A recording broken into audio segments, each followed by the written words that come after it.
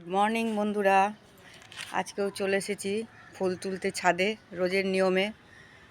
আজকে তো এবারে ঝলমলে রোদ, সকাল হতে হতেই একদম সূর্যি মামা একদম মাথার উপর উঠে বসেছে। দেখো সাংঘাতিক রোদ, ঝলমলে আকাশ। ভালোই, কদিন বৃষ্টি দিল, আজ থেকে মনে হয় গরম দেবে, কারণ এখনও গরমটা লাগছে না। দেখো আকাশটা, দেখো কি সুন্দর লাগছে। তো চলো, তোমাদের সব চা খাওয়া হয়ে গেছে, আমাদের চা খাওয়া হয়ে গেছে, এবার ভাতও বসে গেছে। তাই ভাত বসিয়ে ফুলগুলো তুলতে এলাম। এই যে ফুলগুলো, এগুলো ফুটে যাবে, ঘরে রাখলে আবার ফুটে যায়।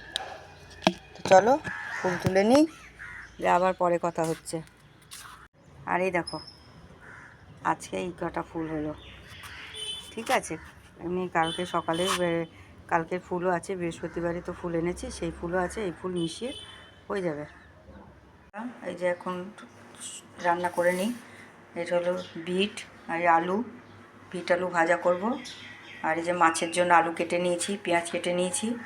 এই যে মাছ ঠান্ডা করতে জল দিয়ে দিয়েছি, ফ্রিজ থেকে নামিয়ে নিয়েছি, তো সেই জন্য ঠান্ডাটা ছাড়িয়ে নিচ্ছি। তো চলো ছটফট করে রান্নাটা করে নিই,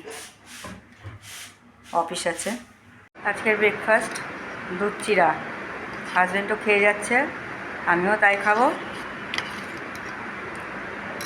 হয়ে গেল বিট আর আলু ভাজা, আর এই হয়ে গেল মাছ, ধনেপাতা দিয়ে, আলু দিয়ে, টমেটো দিয়ে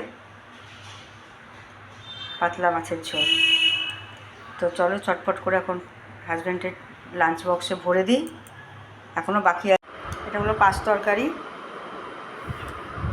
তো বন্ধুরা, ভিডিওটা আর বাড়ালাম না, আর বেশি বাড়ালাম না, এই পর্যন্তই রাখলাম। তো আমার রান্নাবান্নাগুলো কেমন হয় একটু কমেন্ট করে জানিও।